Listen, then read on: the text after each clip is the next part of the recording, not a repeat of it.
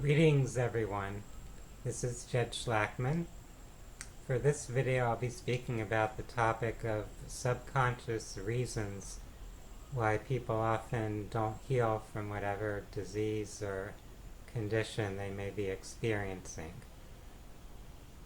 In psychology, this is often referred to as secondary gain or malingering, where a person feels, at least subconsciously, that they're receiving some positive outcome or benefit from the unhealthy state that they are in, from whatever disease, ailment, injury, or disorder they may have.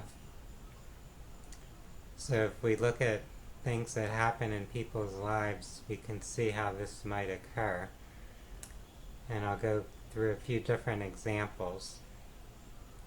One example would be a person who has some type of a disease or injury where they become debilitated or handicapped in some manner, and this allows them to just sort of withdraw from life, from facing challenges, where they can be at home and rest and just kind of do some simple things, watching TV or doing some hobby they have, so they don't have to face as much stress or responsibility as they would be facing if they were in a normal, healthy state. Another example would be a person who is receiving a lot of extra attention due to whatever ailment or injury they might have. So it could be a person who felt that they were being neglected or not paid attention to before, and now that they've had this condition in their life where they're sick or injured and people are showing them extra attention or concern, they're appreciating that attention people are giving them. It's something that they desire in some way. So now that they have that, now that they're receiving it, they really don't want to give that up.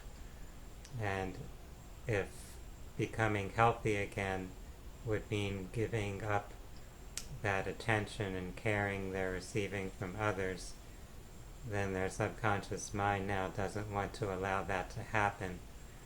So they're causing themselves to remain in the state of lack of health or injury that they're in. That example could even bring to mind some examples where you see a story about someone who actually faked an illness or injury or made up a story about something of that nature just to get attention from others. Well, there are many people who are not making it up. They're not faking it per se, but they are keeping themselves in that unhealthy state in order to receive that attention. And they're often not doing this consciously. It's something that's occurring subconsciously or unconsciously. So if you were to ask or confront them about it, they would deny it. Another example where people are in some way getting a secondary gain from being ill or unhealthy would be a person who is in a state of significant obesity, or in a state where their body looks unhealthy in some manner, or unkempt, where their physical hygiene is poor. In those cases, it's possible that the person is trying to push people away from them to make themselves appear undesirable, so that other people will in some way avoid them or leave them alone. It could be a case where a person at some other earlier stage in their life was receiving undesired attention due to being attractive or beautiful. It could be a person who was molested or raped when they were younger, and they have this unconscious belief now that if they can appear ugly or undesirable, then other people won't harm or molest them. Other people will not be drawn toward them or pursue them. So in that case, the person may be keeping themselves in that state of obesity or poor hygiene because it's giving them that perceived benefit, that protection or safety. So in order for them to really change or heal from their current condition, it would be important to resolve whatever original unpleasant experience they might have had and release the limiting beliefs that they had adopted after those experiences.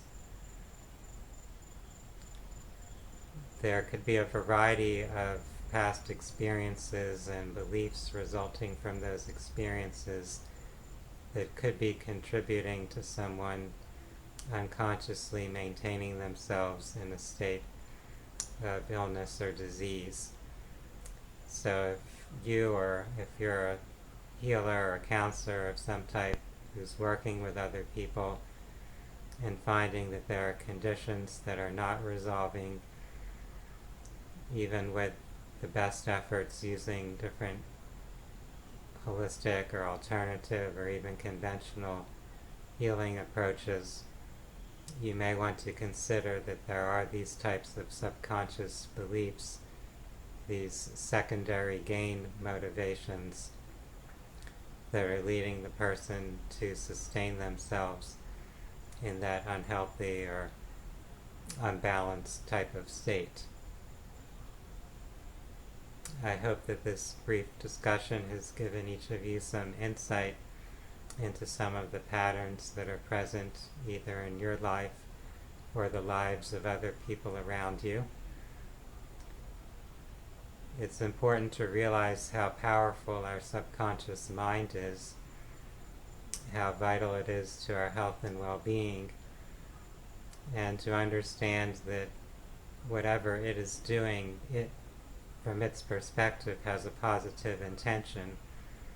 So it may feel that it's in some way protecting or supporting you, even though by doing so it's creating some type of symptom that's actually unhealthy or harmful.